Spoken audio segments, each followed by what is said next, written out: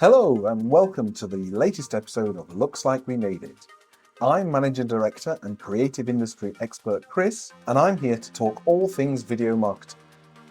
We are the father and daughter video production company Howell Media, and we help everyone achieve amazing results with the power of video across all platforms, including TV, in a professional, creative and engaging way.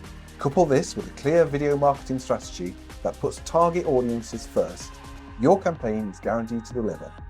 We're always up for candidly conversing about creativity. So, on this episode, we are joined by Neil from Neil McNally Design, and we are discussing how important is the music and audio in filmmaking and content creation. So, without further ado, let's get started.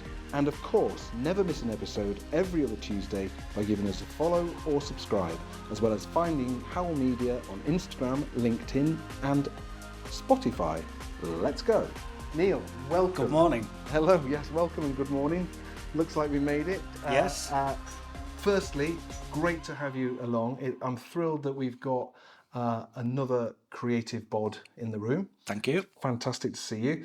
And I know we're going to talk about music because you're a musician, composer, all-round audio guru. I am. But then we're hopefully going to touch on some of the cool designy, creative-y type stuff. So I'm going to throw it over to you, Neil. So how important is audio and music in content creation and filmmaking? I think from my point of view, and I'm certainly guided by my partner on this one, how important are emotions?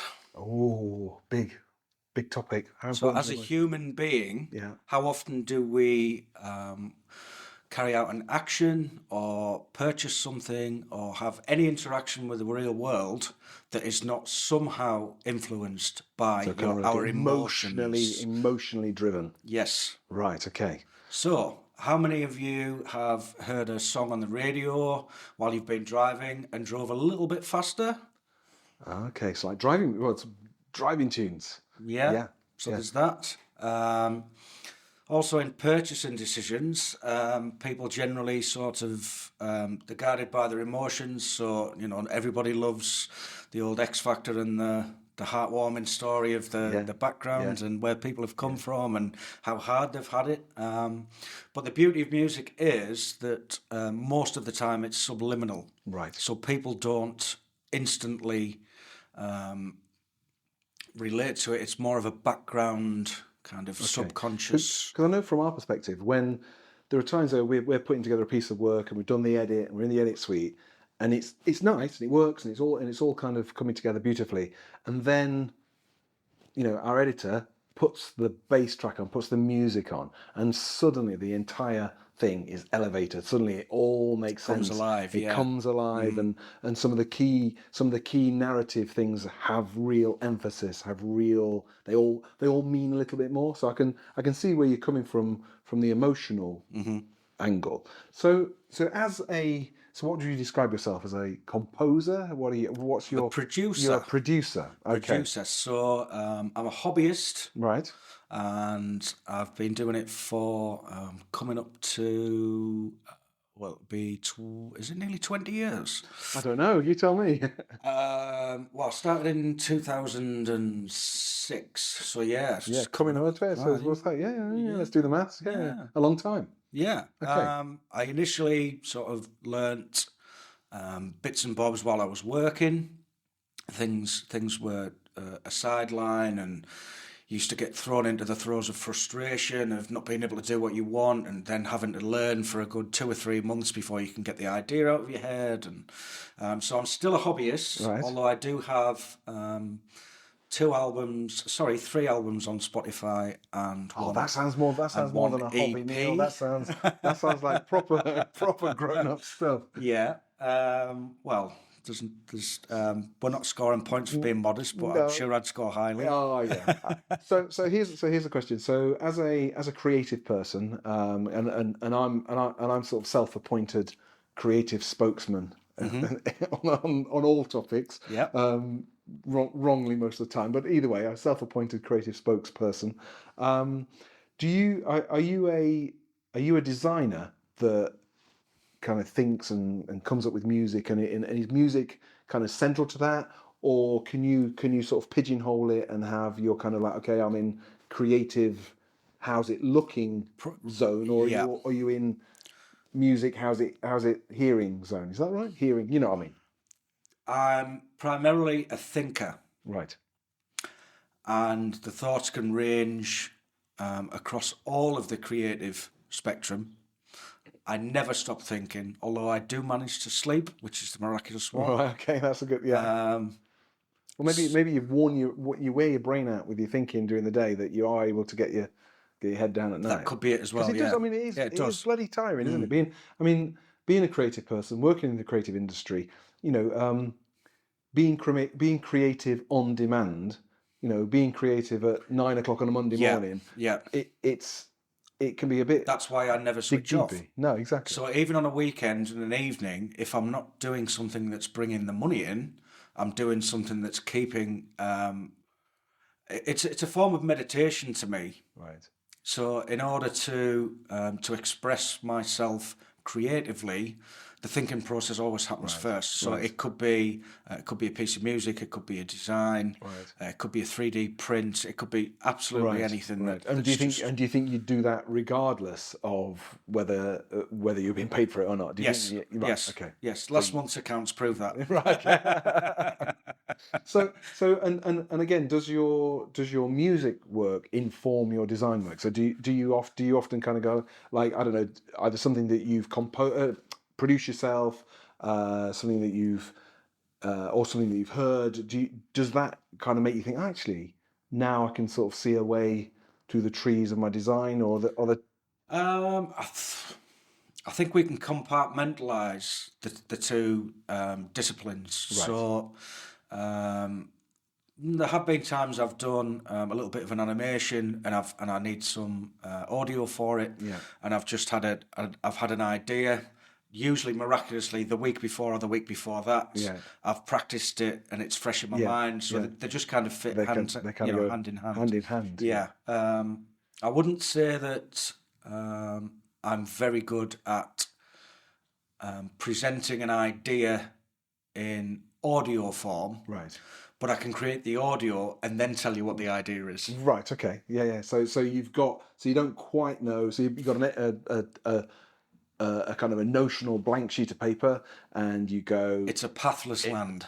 Oh, there you go. It's a pathless land. A pathless and land. That's the beauty and the enjoyment of it. Right. Is to not break it down and overanalyze and get lost in the detail or think of an end goal. Yeah. It's always about just having fun. So. Although I would say that probably 7 out of 10 sessions of just having fun have proved fruitful. Right. So you can. So I'm very lucky in that. Right. Okay. In that sense. And do you have that thing as well where if you try and force it, then it's not there. That's game over. It's not there. No. So I know that we have that from obviously from our filmmaking perspective, and particularly I suppose from, again, we cross over in terms of animation and all that that side of things.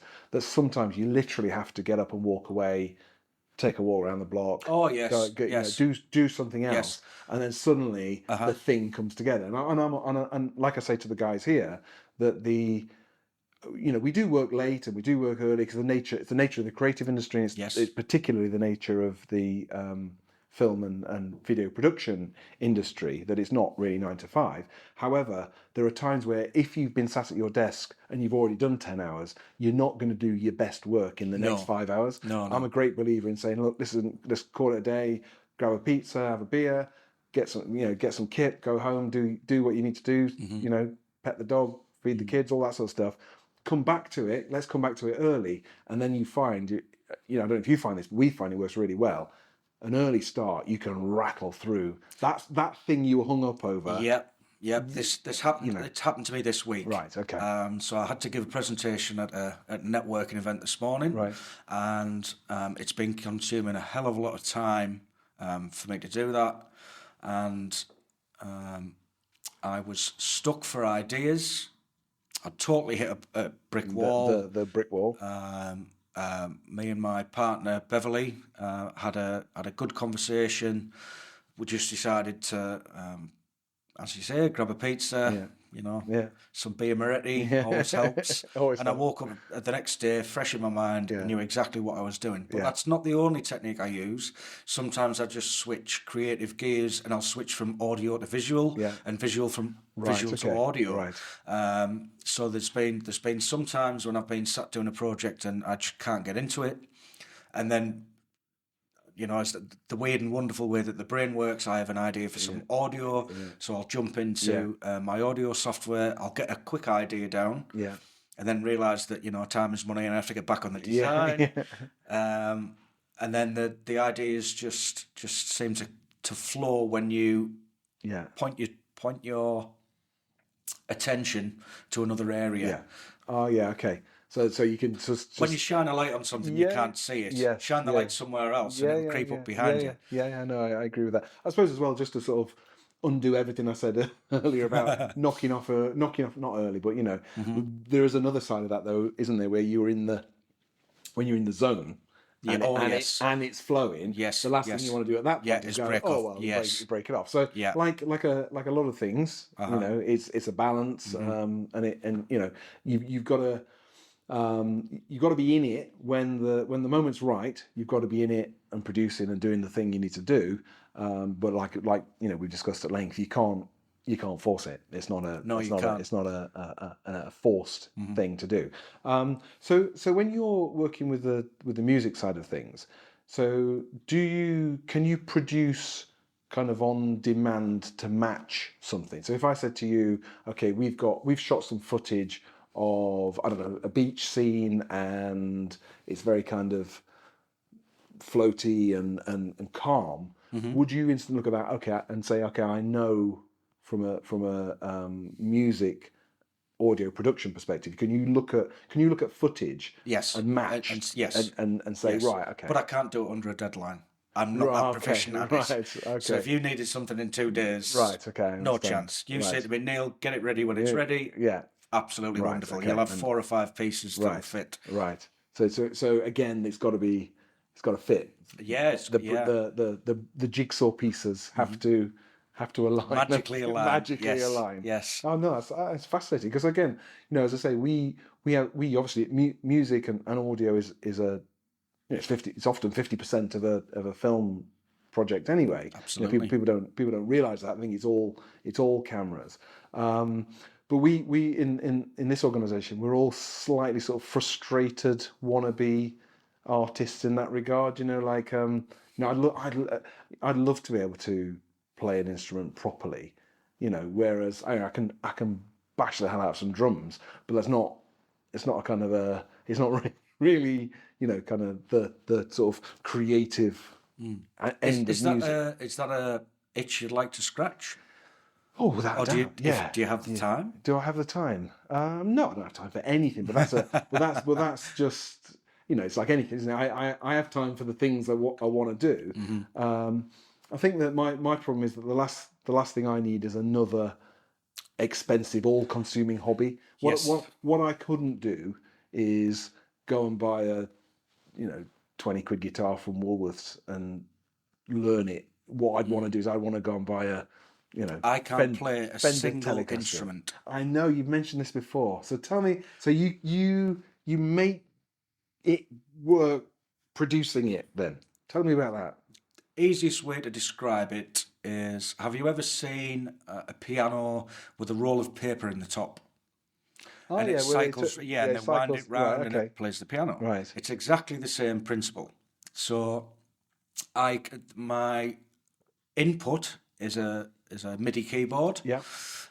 So that's just data that travels between the keyboard and the software.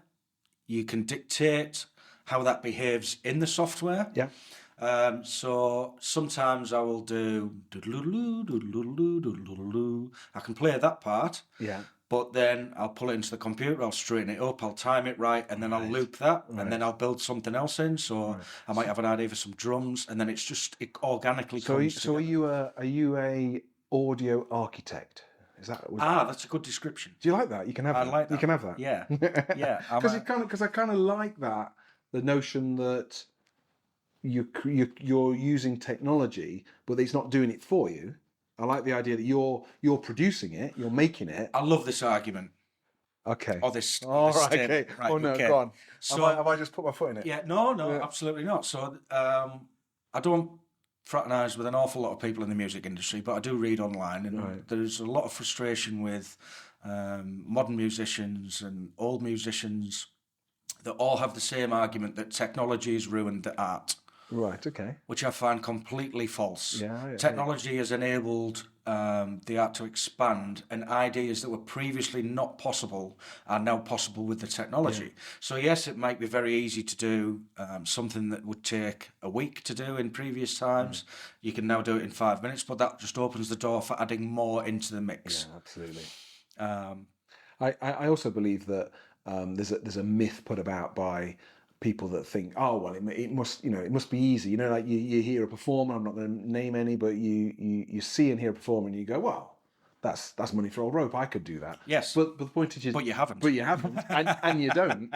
And that applies to any number of people in the creative industry or in the creative field and beyond. That everyone's got an opinion. Everyone's going, oh well, look at him. That's a piece of cake. I could do that. A bit like I don't know. You see some modern art, or you see it, and you think, oh, that's nothing. That's a blob on a sheet of paper. And, yes. Well, but the point is, you're the one looking at it, commenting on it. You're not the other side of the, putting your life on the line. No. You're not the one putting your name behind it. Yeah. And I'm a great believer. You didn't take 6 months to think of it. Absolutely. Yeah. You didn't do your research. Absolutely. Yeah. None of it. So I'm a great believer, and also I think that talent always finds a way. You don't. Yes. You kind of. I'm not a huge Ed Sheeran fan particularly. However, oh my word, the boy's got talent. Yeah, he's not. He can smash a tune out. I mean, in a sense, and that applies all the way across the board. It's not, it's not easy. It's not something that just lands in your lap. You don't get. The door doesn't ring and you answer it. It's like, oh hello, I've seen you down the pub. You're not bad on the guitar. Yeah, come and be a superstar. I can't remember who said it once. Famous artist. Music artist, and they said that all of their ideas are gifts from the cosmos. Oh yeah, I like that. They'll wake up at 2 a.m. and they'll have a riff, or they'll have some lyrics that just pop out of nowhere. Yeah. It's that divine inspiration. Yeah, and those moments are heavenly when you experience them, and then especially when you start a new piece of music or a new piece of work, you forget about it, and then 6 months down the line you hear it again, and it just brings back the memory of when you created it. And I've got goosebumps thinking about it. The emotion. Yeah. Brilliant. So we're back to emotion. Back to emotion. We've got a round robin, which is fantastic. Actually, I heard a quote about Coldplay about getting back to about how talent rises, where someone was saying in this article that one of their first few gigs, there was only 20 people in the audience. Standard. However, 18 of those worked in the music industry, and they needed to be there, and that's the point that it's there. That cream will always rise. Yeah, absolutely. So creativity. Yep. The two run side by side, the same and different and joining and whatever. It's a way of life. Right. So, if money wasn't an issue, would you be a designer? Yes. You need to let me ask the other bit, or a music producer. Oh, money was no object. So basically, you do it. You can do it anyway because your brain's ticking and you're thinking and you've got that kind of creative juice thing going on. And I have to pick between one or the other. You got to pick between one or the other. Which would it be? This is not the final finish off question either, which we always ask. I guess. Okay. So this is a good question. Can I think about this one? You can think about it for as long as I can think of the question that's coming. I would choose music if I was 16 again. Right. Okay. If it was to carry on the rest of my life, it would still be music. Oh, there we go. So the answer is music. Music. Yeah. Music's the answer. Yeah. Which kind of leads me Music on is to always the answer. And one of music my is always favourite the answer. tunes Yes. by Danny Tenaglia, Music is the answer. Music is the you answer. You can check it on YouTube. We'll check that out. So, to finish off then, Neil, I'm going to ask you a question now. And this is always a random question we ask on the podcast. If you could be you, well, you are you, but if you could be you, and you could live in any time in history, when would you live? Right now. That's quick. Or in the future. History. It's got to be from today back. Or in the future. I mean, I'm not saying, I'm making the rules up now, so there are no rules. Okay, so if we said backwards in time, it would have to be the hippie movement in the 60s. Okay, right. Failing that, I would like to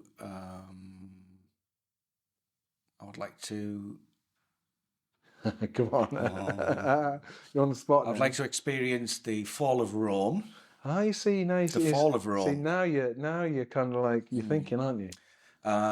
Wouldn't like to go back to being a Neanderthal, although my missus would probably say I still am. Okay. Yeah, so 60s time. Okay. I think that was a golden spot, you know. Yeah. In with the baby boomers. Yeah. Yeah. But your immediate response, which I thought was interesting, when you said right now, because I think that the technical. And I think we live in such an important and exciting time at the moment. Yeah. Anything is possible. There's groundbreaking breakthroughs being made on a weekly basis on things that can really advance the human race, and I'm just excited to sit and watch it. Brilliant. I would love to be in the future and to see how it turned out, but until I can philosophical end. Yeah, until I can pay that company in California $20 million. To freeze you. Yeah, well, no, not freeze you. There's a new one. Oh, is there? Yeah, live forever. Okay, go on. We're going to get into hot water here. So how can you live forever? I know this might be another episode. Yeah, but okay. Yeah. We can cut this if we need to. Yeah, we might have to cut this bit. There was some news recently about a company in California, I think they were, and they can extend your life. So not quite living forever, right? But they can do certain processes to technically reverse aging. But that's reverse aging is fine, but that's the thing about living for a long time. You're going to be old for a long time, aren't you? Unless if it's all very old going, okay, I'm going to live till I'm 150. But you don't want to be an old. You don't want to be an old person for 90 years. No, do you don't. In a sense, like we are straying into new territory here. I think this is a great time to wrap it up. Neil, thank you so much for coming on the podcast. Thanks, Chris. Been brilliant. We thoroughly enjoyed it. That's it. Thank you and goodbye.